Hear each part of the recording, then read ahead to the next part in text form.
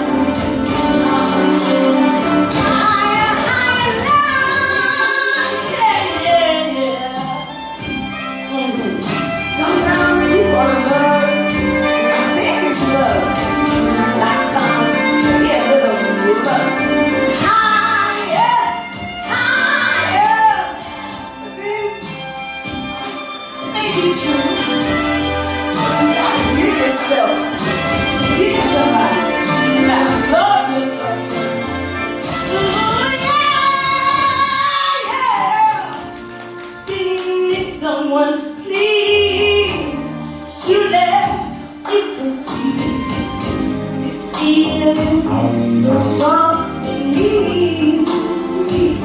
The kind of loving two hearts become one. Minds go closer and closer. Love is shining bright when there's no sun.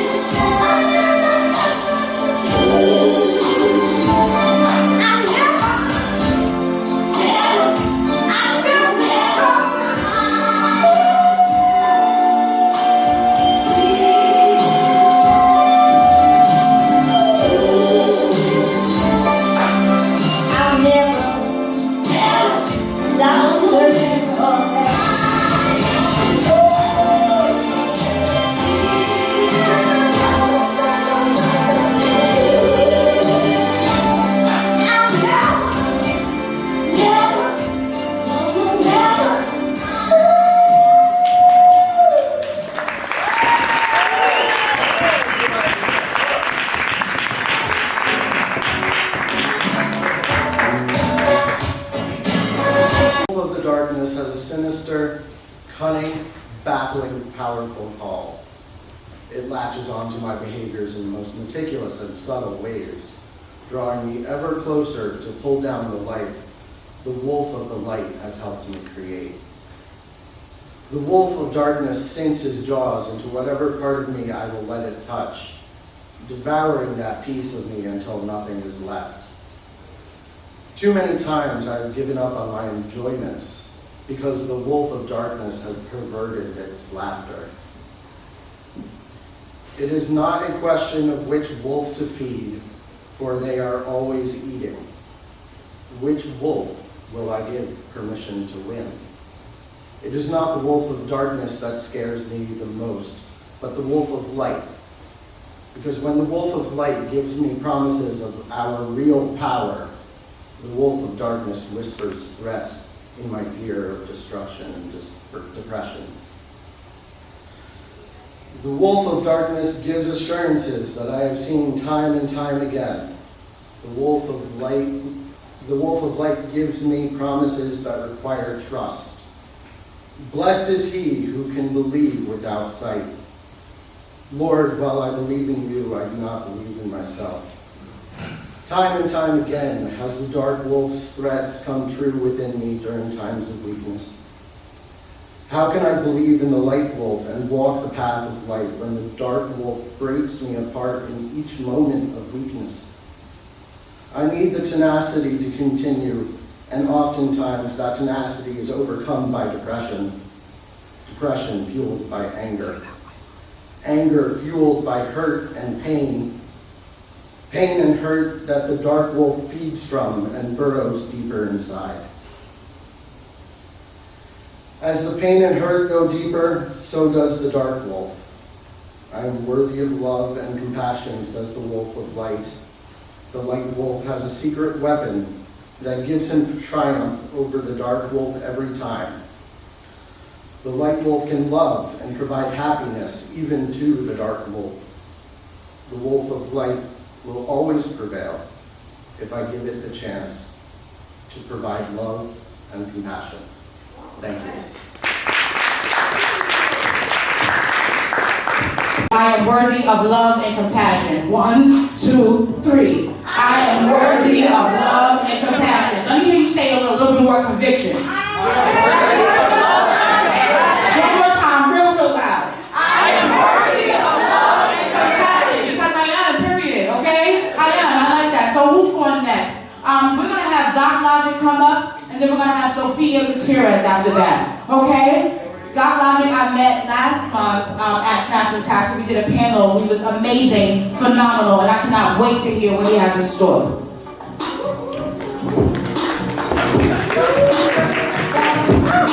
My IG handle, Logic in third person, or you can call me Glenn. What's up? Ithaca in the house. My boys are in the house. Why do they call you doctor? Oh, because I'm a doctor. Okay, all right. Alright, that's what's up. Appreciate that. Okay, I'm a PhD, so I'm not a physician. Yeah, I like the science. I'm not the people person. Let's see, how do we want to start this? So let's just talk. Let's have a little conversation. So I'm gonna probably be up here for about 10 minutes. If I start to bore you, you have every right to let me know. Like, you can shake your keys, you can boo, I don't care. I mean, I will respond, but, you know, this is an energetic, you know, interaction. So if I'm giving you something that you feel, I want to hear that. If I'm giving you something that you don't want, you want to take it back, return to sender, I want to hear that too. So that's just how we do poetry where I'm from, okay? All right, so first thing first, I'm getting older. And every time I get on the stage, like, you saw me up here stretching, that was not a performance thing, like, that's age. Like, I'm stretching out joints and stuff, you know? But it's a blessing to be able to, like, kind of do something long enough to feel, like, the differences in your physical form as you're doing something that you've done before. Because not everybody makes it. So, you know, give thanks for the time that you have to experience things with all the people that you experience it with. Sometimes I think that I'm in the room by myself, so I'm going to do a little call and response to get you guys to let me know you're there, because the lights are actually really bright tonight. So I can see the outline of the people right there, and that's cool. This is actually pretty dope. It's like I know you're there. It's almost a little voyeuristic, a little bit. It's like you're watching me, but I can't see you watching me. All right? So if you know how to respond, let's hear it. So I'm going to just throw it out there. I'm not even going to tell you what to say. Extra, extra, read all about it. There we go. Extra, extra, read all about it. Oh, you got to keep the energy right. Extra, extra, read all about it. Extra, extra, read all about it. The beast is getting tired and he's changing up his targets. Think about that. You know, sometimes I've been thinking that I was destined to be an average poet, because I would rather give you the facts with no figures than to have you moving your body like I was Steven Spielberg and I was reenacting the next generation of Thriller. But if I got a murder track to get you to listen to facts, you can call me Logic in third person, the killer. I am the poetic equivalent of string theory to quantum physics, the manifest embodiment of a handful of minerals and a few buckets of water. I have lost sight of the ways of man trying to find the way back to God. I speak radical concepts conceived in the wombs of imaginary mages who cast their spells like nets upon the seas of daydreams, just hoping to capture this very moment. I am the definition of a poet.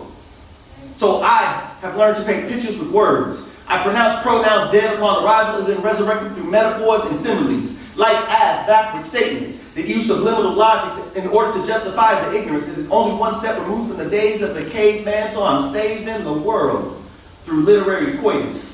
I juxtapose rose-colored renditions of life with the harshness of reality. I am a dynamic dynamo, generating enough energy to build or destroy this entire universe, and I stay well-versed in the sacred art of rhetoric. And occasionally on moonlit nights, I sit and spit.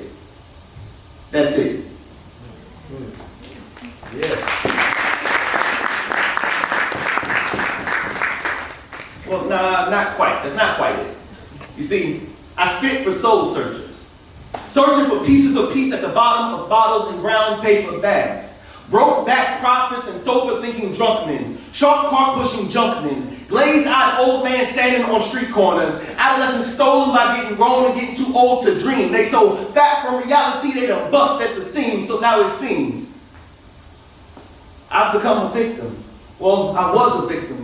But now I've become an advocate, a father struggling to pay support for their children, because sometimes unequal economics is the only thing that turns otherwise good men into villains, and so I keep my eyes out for the children, growing up not knowing right from wrong, in the systems that will trap them in places where hope is all gone, tears observed and dreams deferred when young lives don't last too long. I remember the days when children could play, but they knew what it meant when the street lights came on, and so I spit for mothers, straying from their attempts to raise boys to men, stretching paychecks for weeks until paydays come again. As a matter of fact, I do this for all women, from the ones who become baby mamas to the low-down gold diggers out there tricking. I even do this for the sisters still getting their hair braided by their best friends in their baby daddy's mama's kitchens. You see, long drives can open your mind and begin to fit the puzzle pieces of your life within a timeline. And there's a fine line between self-love and self-hate. And now I'm up here wondering if I only spit so I can escape, but from what? Because this poetry, it takes me wherever I be that Tampa Bay, Florida, or Nashville, Tennessee. So I guess I'm up here in order to bring us all some peace, to help us keep in mind we may not have the most in life, but we damn sure ain't got the least. So I'm going to keep on spitting until every innocent man behind bars gets out of prison. And I'm going to keep on spitting until God either answers me or at least willing to listen. Because a closed mouth don't get fed, you see, it starves. And none of us can afford to lose any more weight. You see, we spiritually thin enough as it is. So I'm going to spit so I can eat and one day fill the bellies of my kids. I'm going to live, breathe, and shit these words, because at the end of the day, all I have is this gift. And excuse me if I shoot straight from the hip, but you see, life ain't about to give you shit, so I spit for mask wearers. Hide behind fancy cloud. Rewind. You got it. I spit for mask wearers. Hide behind fancy cars and high-priced clothes. They shucking and jiving like minstrels for attention, but depressed and crying behind closed doors. I spit for doctors who don't heal because they lack patience. And I've grown sick and tired of waiting. So I swallow a poetry pill in the hopes I can fill a script that can move a soul from the gutter of the higher elevations. I starve colds and feed poetic addictions. But you see, the minds are hungry. They're hungry for knowledge, but there's no one in the kitchen cooking up soulful words that fill the emptiness. Food can't subside because the starvation is from lack of substance, and the famine is on the rise. I spit somewhere in the solitary depths of solitude, praying for the fortitude to move forward into a destiny as I've defined it. I spit to move forward into a destiny as I've defined it. I spit for the future that we hope for, the future that we vote for. I spit so that the plight of me and mine will be marginalized. Never. No more. That's that piece. All right, getting back to it. Does anybody know what time of year it is? Anybody? Okay. All right. So we are in the final days of the month of Ramadan. All right. I have this bottle of water, and the most I can do is rinse my mouth out with it. So the irony of doing that poem and not an ounce of spit actually came out of my mouth. It's just hilarious. So a little bit about me. My name is Logic in third person. That's my stage name. Glenn Simmons is my government name. I do science. I do some poetry. One of the cool things about poetry that I've always experienced is that as you come into the art form, as you come into any art form, I feel imitation is kind of how you get started. You know, you have your favorite whatever, and you kind of, like the kids on the basketball court, Kobe or Curry, Steph, whatever, you know. So when I got into poetry, when I really got into it, when I was like, yo, I'm gonna try this. There was a brother that I met, and this brother was dope, like just dope, like get up there and fire and brimstone with his presence. Unfortunately, I could only mimic so much because he was like 6'5" and just chocolate bald head, like just built. I ain't none of that. I'm chocolate. I got the chocolate part, right? But one of the things that I remember is that at one point, everyone who would hear me do poetry would be like, yo, you sound like so-and-so. You sound like so-and-so. And I'm like, I ain't trying to. You know, I'm working on it. And ironically enough, for those who know me, like my homeboy is here, but if you heard me do poetry like circa 2009, right? Wow, that was a long time ago now. But 2009, like I had a weird British accent. It was really strange. It was kind of cool, but it was like weird at the same time. What I say that to say is that when I'm up here, my intention in terms of what I was mimicking my friend was that I saw how he was able to touch people and he wasn't trying. You know, he didn't engineer his poetry, he wasn't slamming, he just said some deep shit real seriously. Excuse the language. My kids know I use four-letter words a lot. You know, keep it real. But for anybody who's not used to it, sorry. But I've always wanted to emulate that piece. And so as much as I'm goofy and I kind of joke around and stuff, I get on stage and that never comes out because I enter into this space, into this art form to try to express something that I feel is a lot more complicated. Not everybody's ready to receive, but if I can do it right, you'll receive it even if you don't want to. And even if it's an argument, at least you have to engage with it. So that is the honor, that is the privilege of being in this space. I got two more pieces. Are y'all good? Y'all good with me still being up here? Yeah. Okay, just making sure, because I literally can't see. I see people walk in and then they disappear into the blackness that's right there. So, again, this is really dope. Anybody who's speaking tonight, y'all gonna see that, y'all gonna see it, it's gonna be like so cool. Anyway, all right. Am I? I thought I was featured. I'm not featured? You technically are. I thought I was featured. You technically are. Yeah. Holding this bottle here like I can't do nothing with it. Yes, I'm still fasting. You got 10 minutes. Really? Yeah. Whew. All right. Because I'm hungry. Anyway. Bless time. Bless time. Do any of y'all ever do like hypotheticals like, you know, man, I wish I would have did this, I would have went left, went right, kissed the girl, kissed the guy, you know, went on that date. Anybody does that? Yeah. All right.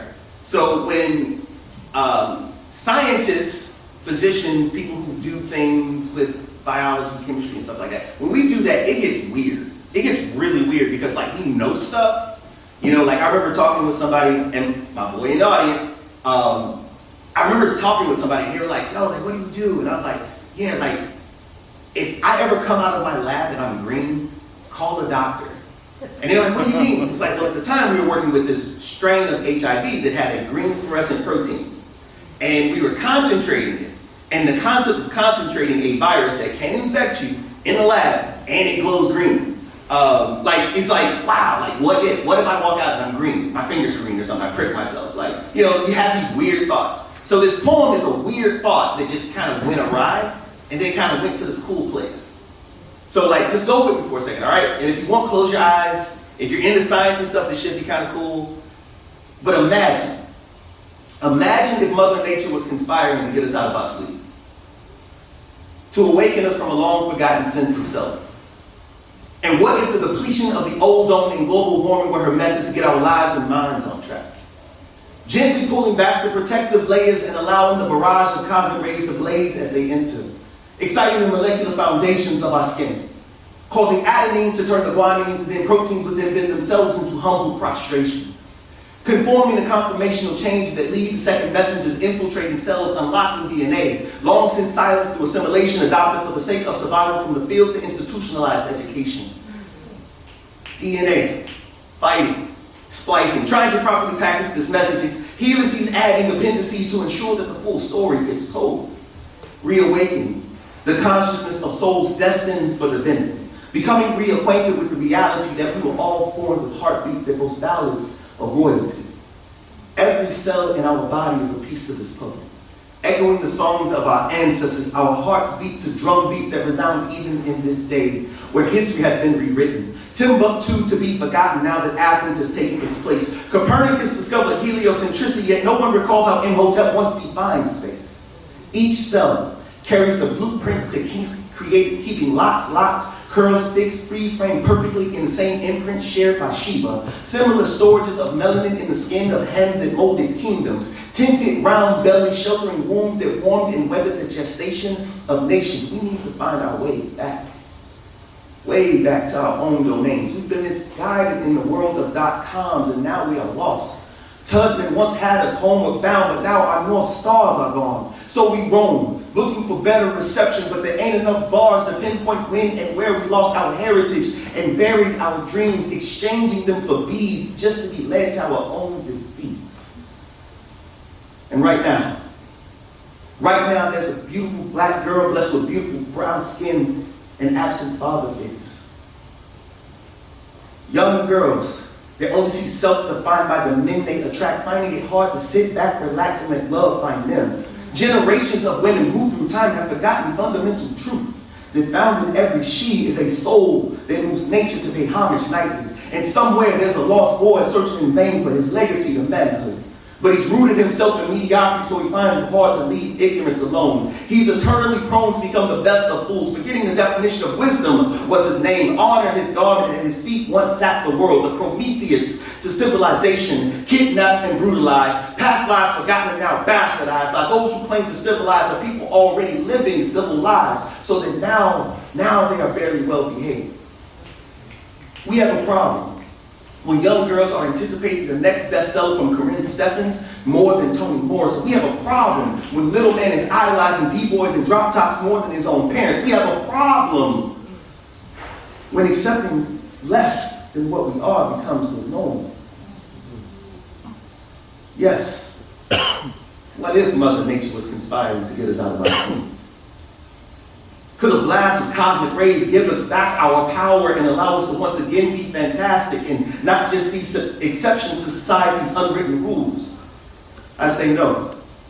It shouldn't take holes in the ozone and DNA change to remind us that our thrones have sat vacant for far too long. We must dust away the cobwebs, reclaim our crowns, find time to acknowledge the goddess and God within every he and she, remembering daily that we were born with heartbeats that boast ballads of royalty. Thank you. Logic in third person, Logic Instagram. If you want to follow me, that'd be nice. I'll be up here at some other point. I think I'll be doing a workshop at some point. I think I'll be hosting. I'll be doing classes. Oh, and if you're interested in research opportunities, holler at me.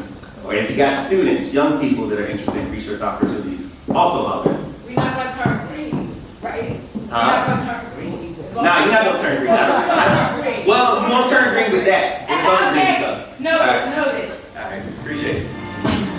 Rebel, rebel, no, going till I get to sleep.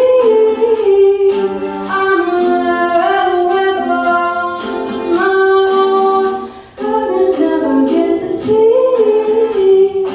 Rebel, rebel.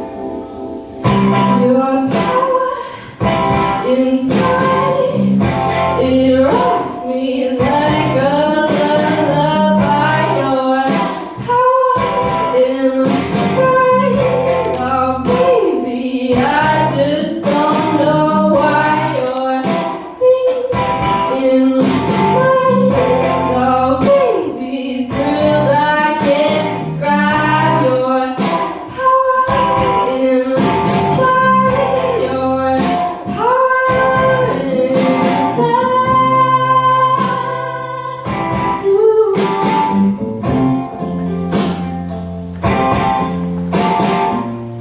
Wait for me, honey. Wait for me, honey.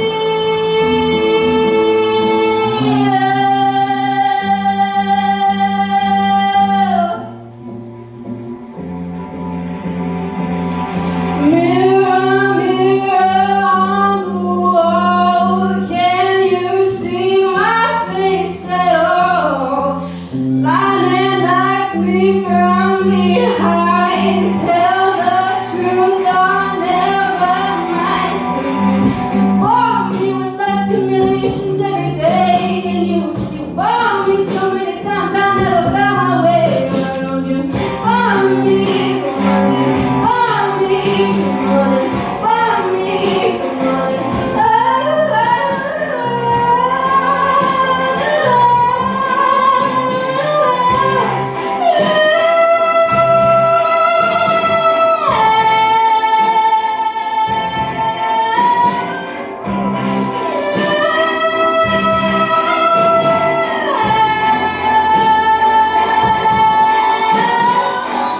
Your power inside, it rocks me like a lullaby. Your power in right, oh baby, I just don't know why. Your things in right, it gives me thrills I can't describe. Your power inside, your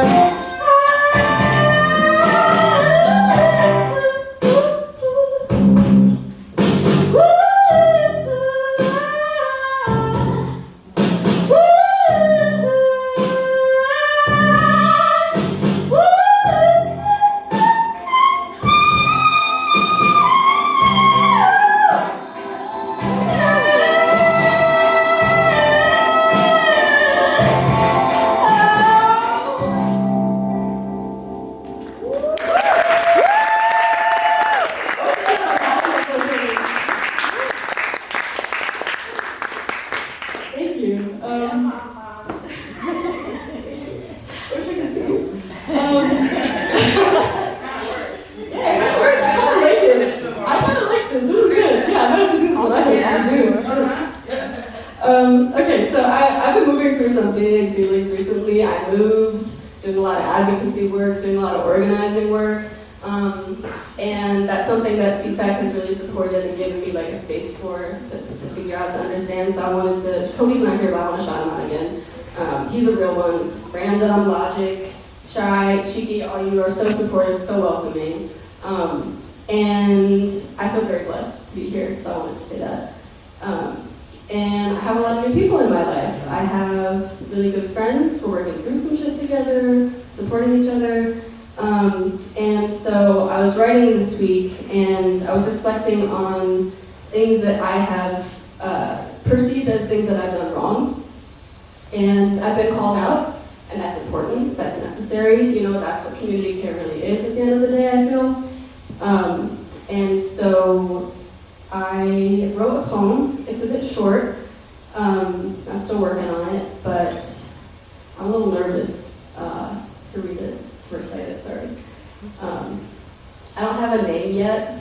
I'm floating the word sunshine. I don't know, we'll see. Anyway, I'd like to recite it for you now. Go forward.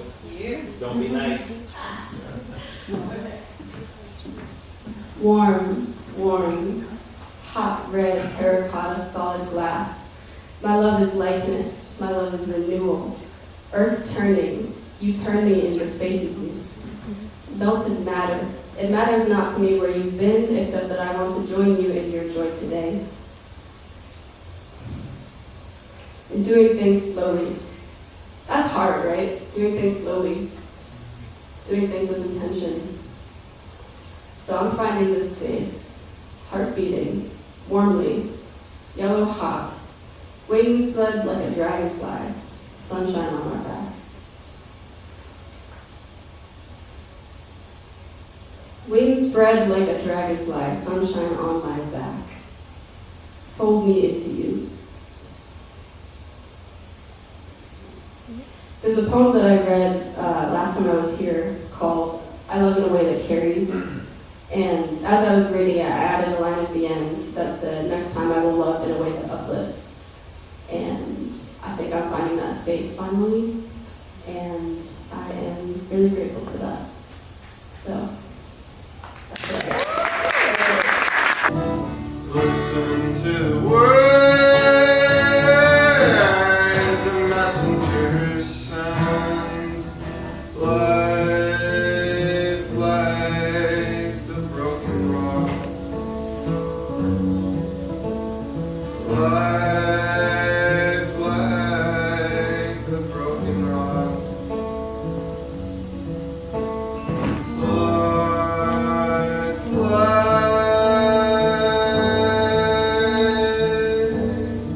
so I'll help you be popular.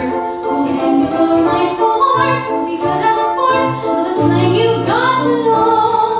So let's start, 'cause you've got an awfully long way to go.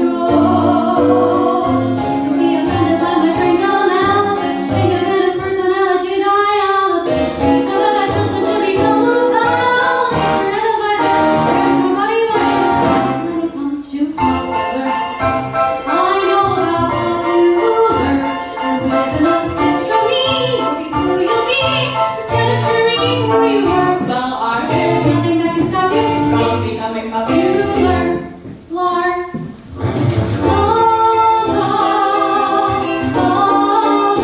We're gonna make you popular. When I see depressing creatures with prepossessing features, I remind them on their own behalf to think of celebrated ecstasy for simply great communicators. If they have the brains or knowledge, don't make me laugh. They were popular. It's all about popular. It's not about aptitude. It's the way you view. It's very sure to be a very, very popular like me.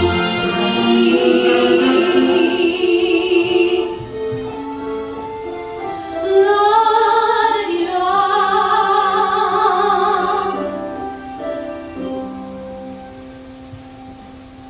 And though you protest your disinterest, I know clandestinely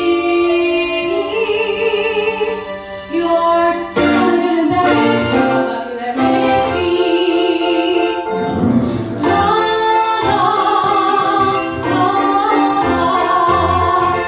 It's not quite as popular as me.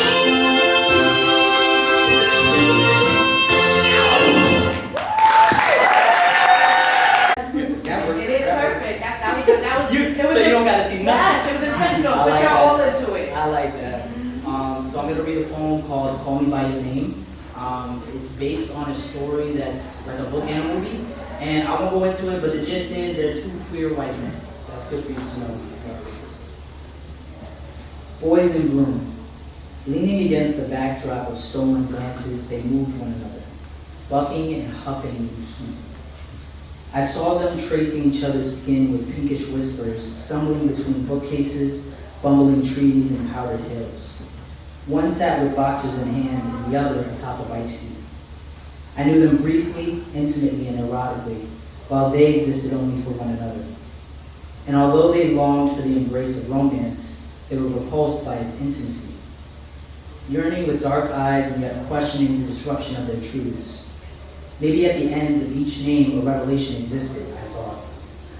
Each letter a confrontation of all that seemed good, all that seemed aligned with what goodness and rightness stood for. But if these were men bending and arching to reach the good life, then what am I? I, a black man without the riches to wander Italy. I, a trans man without the privilege of a penis. I, a man educated enough for the degree, yet too poor and melanated for the wealth of ivory. We are not the same. Elio and Oliver, figments of our imagination. Cruel fixtures of Greek gods upon white stone that blind and do not forgive. Wish fulfillment at its worst for black and brown boys. Our names are not called upon in the sweet hiss of Italian summers. They are bludgeoned, crushed, and buried beneath the pen. Authors of feather write away our histories so that we're found only in the shadows of bathhouses, beckoned after only for our well-endowed archetypes, and wanted only when the club lets out and they'd rather fuck anyone than know you. Thank you.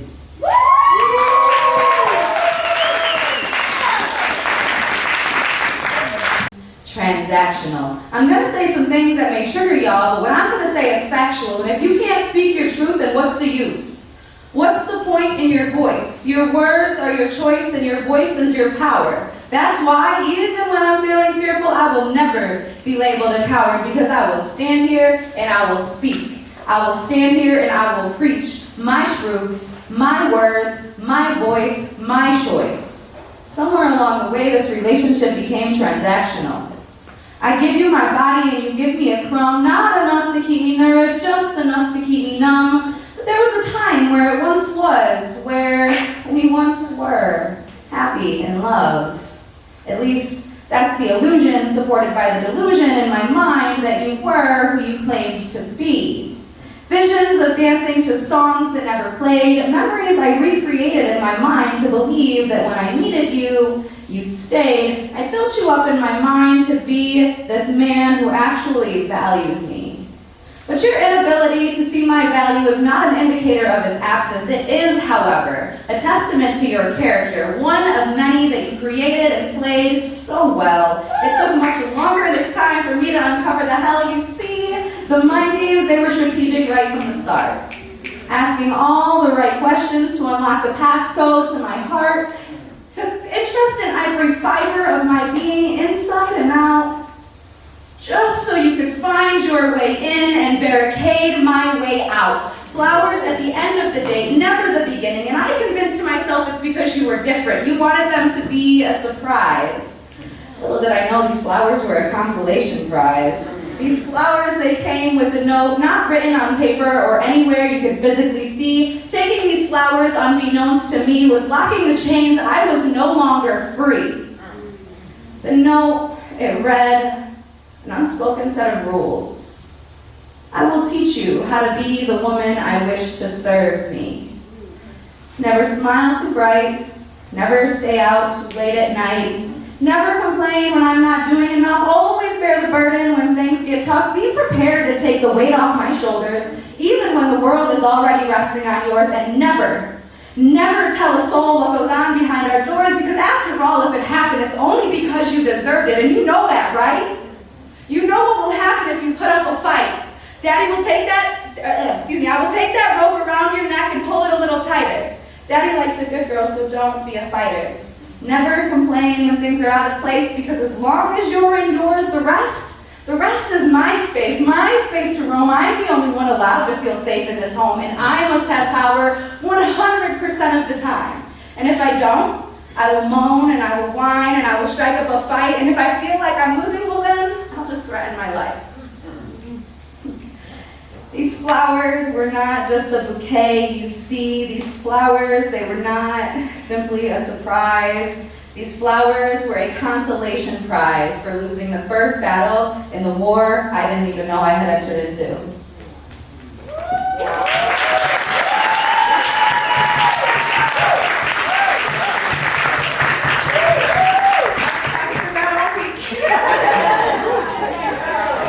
All right. The other one is kind of a follow-up from that, but it's funny because I actually wrote it like 2 years earlier. But I still hear your voice when I look in the mirror. You telling me that my roots are starting to show. I'm shining too bright, I need to dim my glow. People don't like when you draw too much attention to yourself. Your personality is too big, so shrink it down. If you have to, just pretend to be someone else. Always be aware of your surroundings, so aware that your head won't stop pounding. You can't process a single thought. You're too busy trying to wrap your head around everything that you've been taught. Everything that you are is wrong. To be worth it, you have to become everything that you're not. Telling me that I'm not worthy the way that I am, that I'm far less of a woman than you are a man. Telling me that my beauty on the outside is the only value that I hold. Trying to convince me that outside of you, any man that wants me only wants me for my body no matter what I've been told. So yeah, I still hear your voice when I look in the mirror. But I'm starting to see things quite a bit clearer. As I learn to love myself every day, as I come across situations that no longer serve me and I choose to walk away, as I not only set boundaries, but stand on them. I am learning to become my own best friend, so I let my roots grow out a little longer because I love this color on me. And I'm learning to let my light shine brighter than the sun. I'm learning not to care who's around and just let loose. I'm learning how to make even the bad situations fun. I'm learning that people do value me. People place value in me where I place value in myself. So as long as I believe that my value is what's in my heart and in my soul, and not what's between my thighs, that's exactly what the people I attract will recognize. So yes, I may still hear your voice when I look in the mirror, but my voice has become so much louder and so much clearer. Thank you.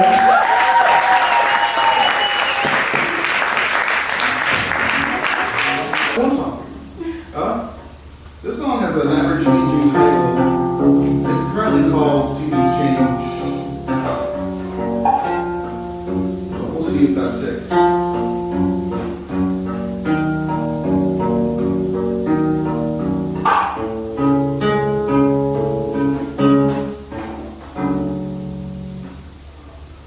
Rain is falling, wind is blowing, leaves are changing and you're going.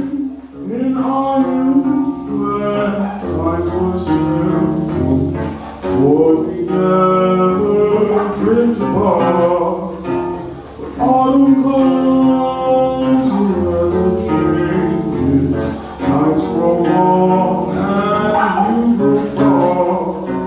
I always known that time would change us, never thought we'd grow apart. Oh, what easy I have to do to convince you to stay.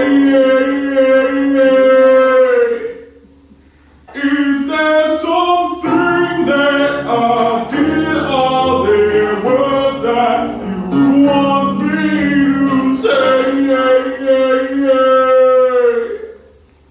Maybe the reason for this season is change. Maybe the reason the winter's so cold is that you go away. As seasons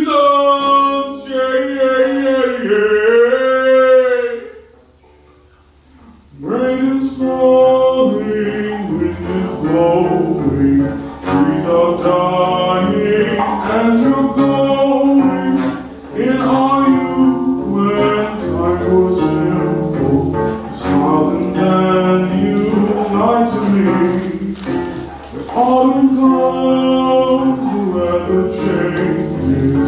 Were you ever even there? I've always known that time would change us.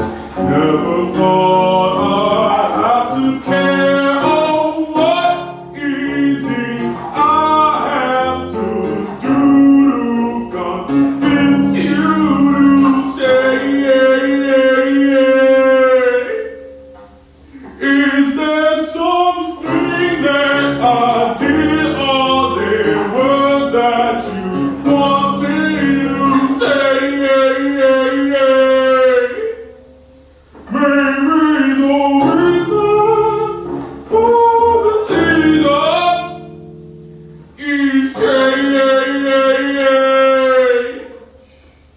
Maybe the reason the winter's so cold is that you go away. And seasons change. Will summer away? Will you ever come back? No.